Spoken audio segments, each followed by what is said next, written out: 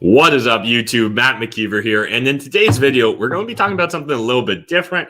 And this was originally sparked by a comment someone recently left on one of my crypto or Bitcoin videos that we do every single Tuesday. And so that was a question in regards to, personal asset allocations. And someone was like, man, you shouldn't be 1% in Bitcoin. You should at least be 40 or 50% in cryptocurrencies. And, that's an interesting discussion. I thought that was worth exploring. And I see this as actually part of an even bigger discussion, which is how do you actually calculate your net worth? And I think it's particularly difficult for a lot of entrepreneurs to figure out what is your asset allocations and what does that look like? Because I'll show you guys in a second, but if I was to actually put like 50% of my net worth into Bitcoin right now, I'd either have to sell a bunch of my businesses, I think, or I'd have to lever those businesses up with a lot of debt to go buy that Bitcoin. And so, again, I'm going to just kind of break it down for you guys. We'll explore this together. I'd love to get your thoughts, your opinions in that comment section as well. And I'd love to hear what's your asset allocations. And do you have a certain method? Now, something we've talked about in the past on the YouTube channel was, go back to 2016, 2017, 2018, maybe even the very start of 2019. And honestly, the vast majority of my net worth was in real estate.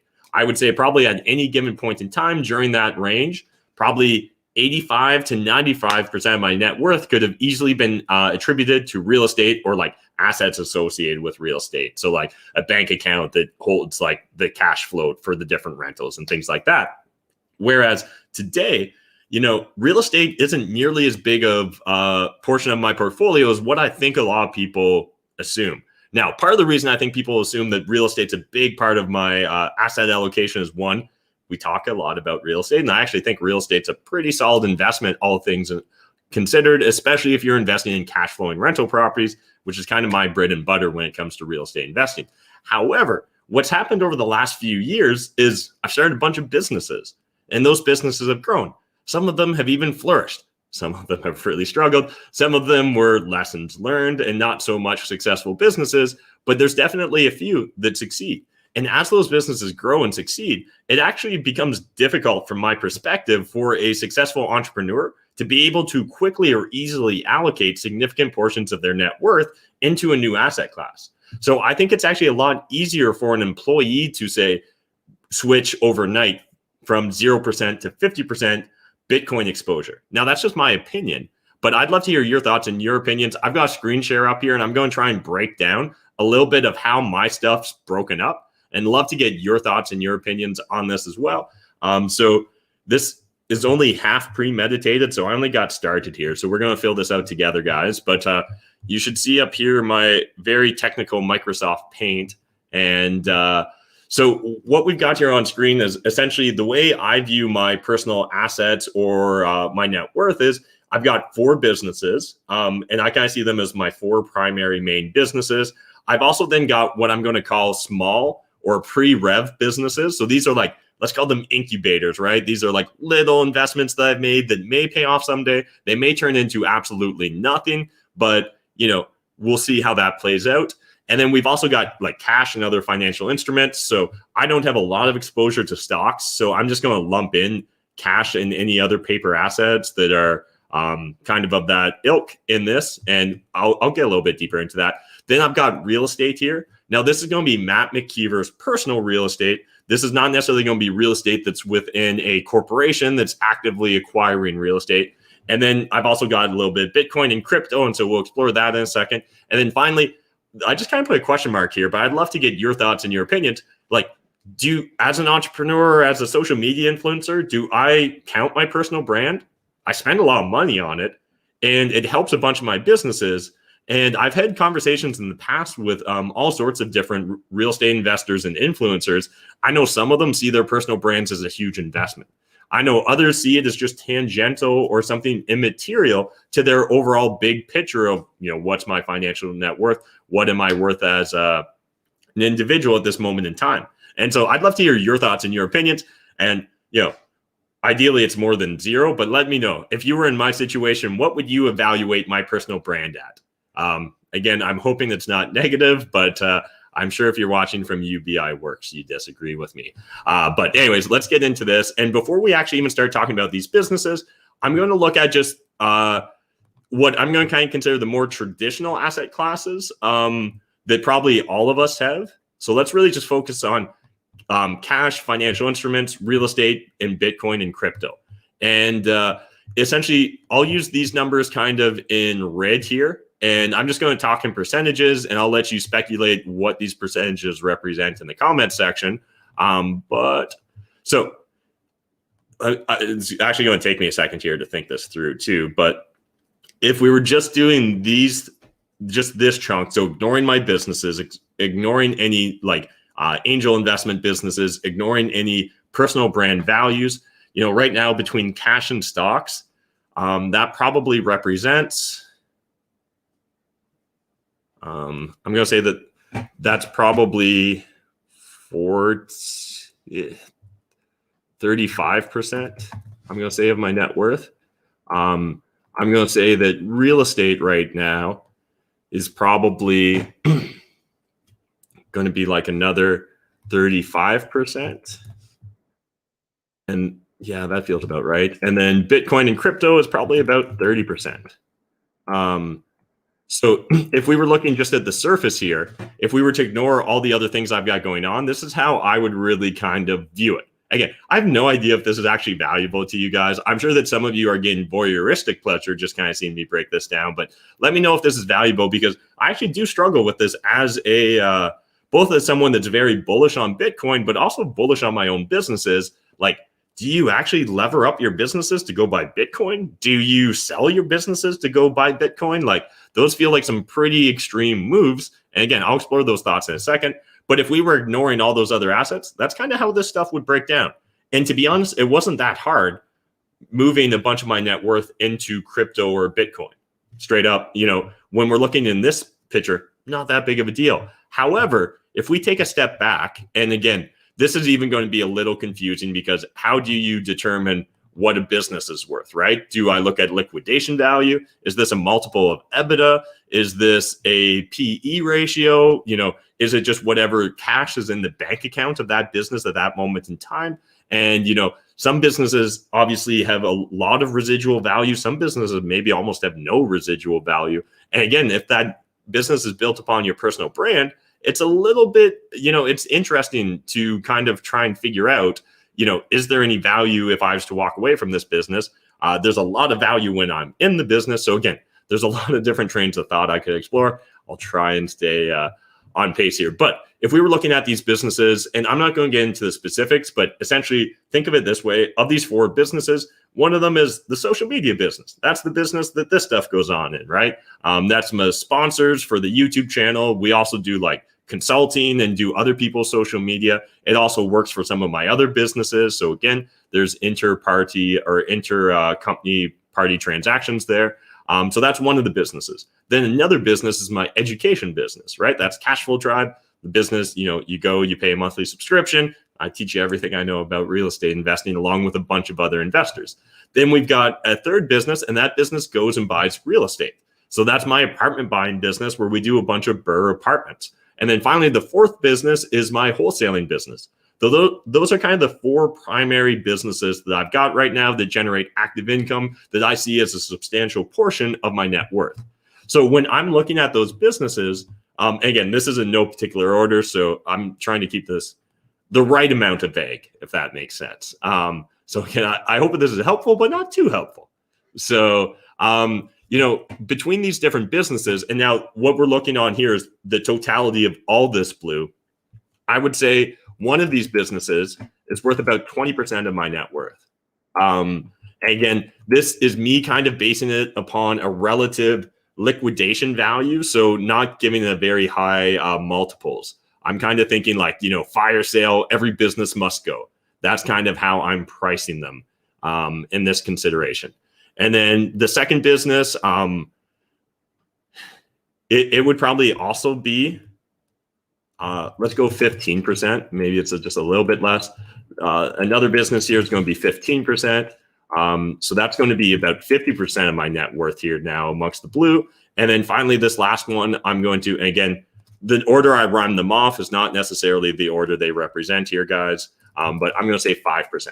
So understand that in essence, just of how can I represent this? Just of these 4 here, this is actually going to represent closer to, that's 55%, right? So I would say about 55% of my net worth is tied up there amongst all these assets. Now, when I'm looking at these small pre-rev sort of businesses, there's not much value there. I would honestly, in my mind, it's probably 0, but let's call it 1% because it's worth something. And then what happens is once you start like comparing these assets against these assets, it changes the ratio, right? So now when I'm thinking about like what my cash or financial instruments are worth,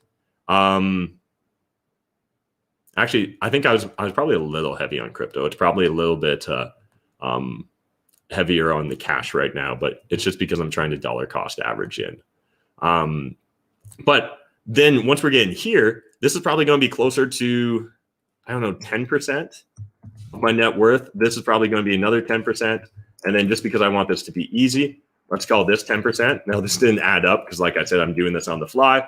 So if I was actually trying to reevaluate here, I think that probably 2 of these businesses should be bumped up a bit. So now that we're kind of correct in my math, we'll cross this guy out. We'll cross this guy out. And yeah, I think that that's probably going to be right. So I think actually now just kind of once we start playing with these numbers a little bit more, it's probably a little bit closer to 25%, 20% here, 20%, and then we'll keep this 5%. So essentially, now that we've corrected some of my gut math or my back of the envelope math, we're now at essentially a 70% there. So this is kind of what it looks like to me if we're looking at all these assets. So that's kind of what it looks like in a moment in time now. So again, I guess the reason I want to break this out for you guys, one, I'd love to hear other entrepreneurs' opinions. Like, how do you guys, if you're bullish on crypto or Bitcoin in particular, I'm bullish on Bitcoin in particular, how do you allocate a greater amount of your assets into it? One of the things that we've done that I've mentioned in the past is we're actually starting a treasury policy for 2 of the businesses. So again, let's just say that it happened to be these 2 businesses.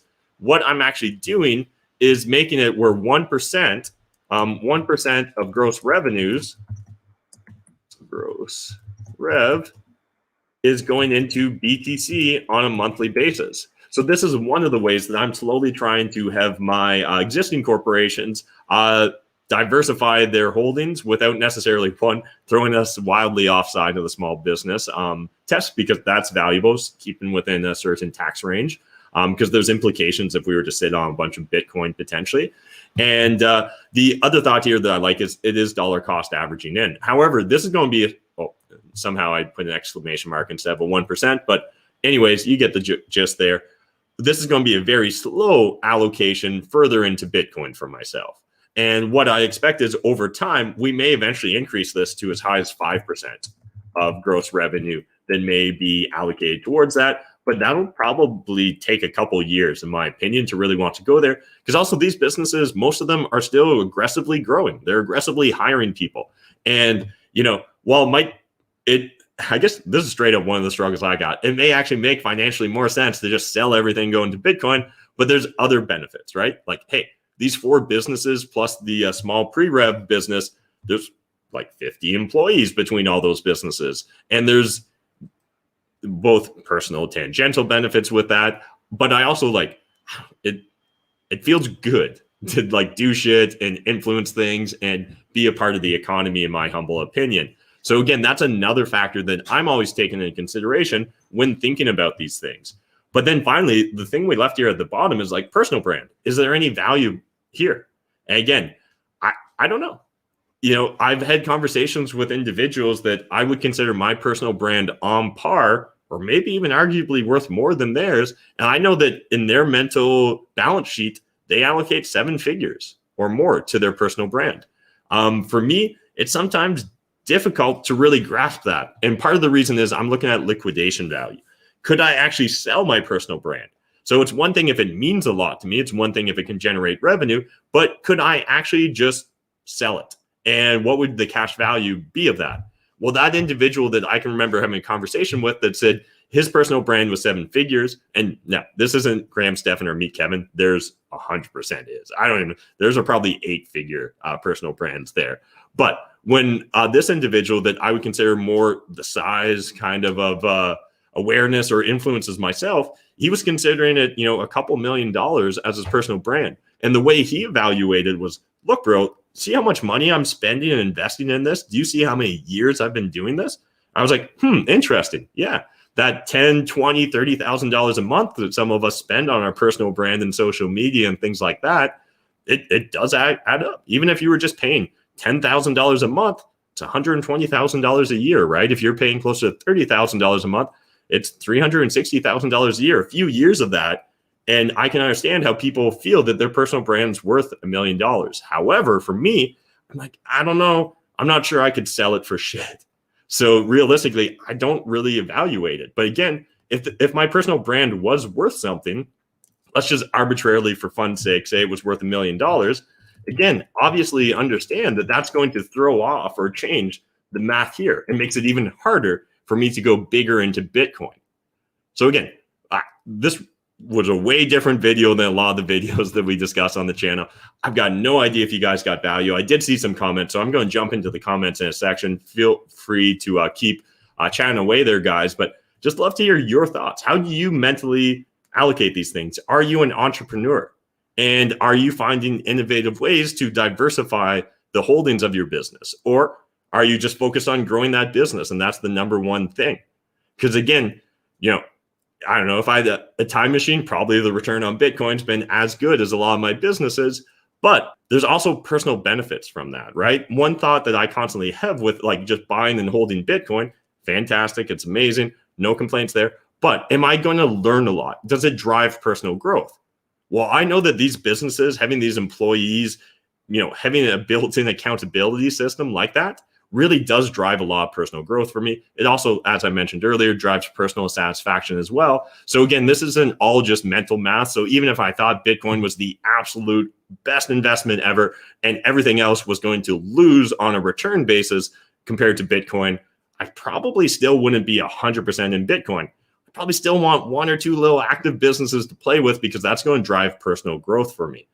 So again, these are really just my thoughts. This is my approach, but I've never really seen too many YouTubers kind of break it down this way. So I thought it'd be kind of fun because, again, I actually understand the commenters. They're like, bro, why are you less than 10% crypto, or let's call it 10% crypto now?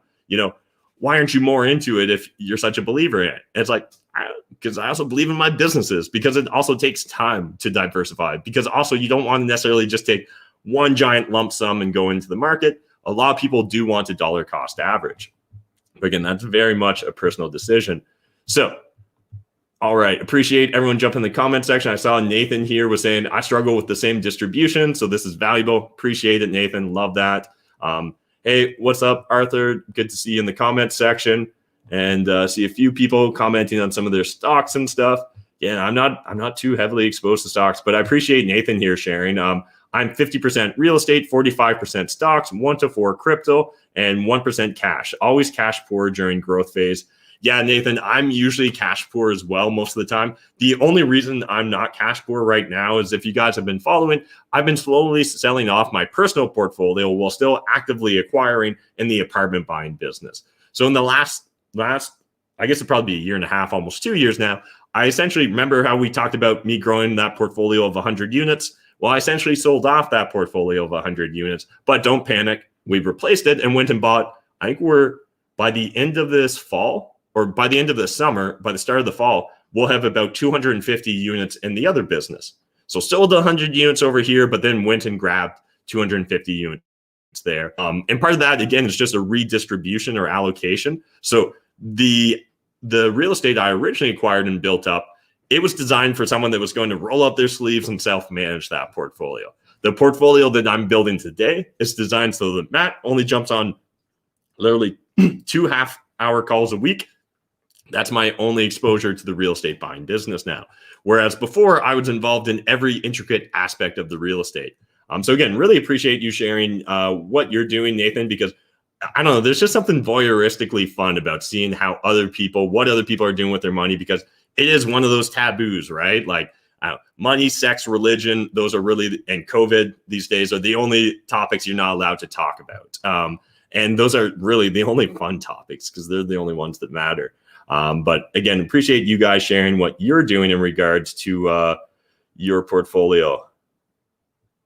All right. Just seeing if anyone else shared me their portfolios, but I don't think I saw it. So anyways, hope you guys enjoyed this video. If you got value from it, smash that like button, hit subscribe if you're new to my channel. I'd love to hear your thoughts. What's your current allocations? Let us know in the comment section. And how's it changing? How's it evolving? Are you going more into real estate? Are you going less into real estate? Or were you trying to have a relatively balanced portfolio and then something went to the moon? Maybe you were in the permanent portfolio and you're like 25% in real estate. I'm 25% in like stocks and bonds. I'm 25% in gold and hard currencies. I'm really trying to do everything. I forget what the other 25% is, the permanent portfolio, but I'm trying to do everything right. And then all of a sudden real estate went to the moon or your crypto went to the moon. Are you reallocating? Are you rebalancing in these times when a lot of assets are very inflationary, right? If you had a motto of keeping 10% cash, you probably are being forced right now to sell a bunch of your existing assets because they're inflating so fast, probably compared to what your original projections would have been a year or two ago. So again, I just find all this stuff fascinating. Always love it when you guys share. Really appreciate you sharing your perspective, Nathan, in the comment section. And the rest of you, I'd love to hear what you're currently investing in. What's a priority for you? And is there anything that you're trying to have less exposure to? You know, I'd love to hear your thoughts, your opinions in the comment section, and we'll see you tomorrow.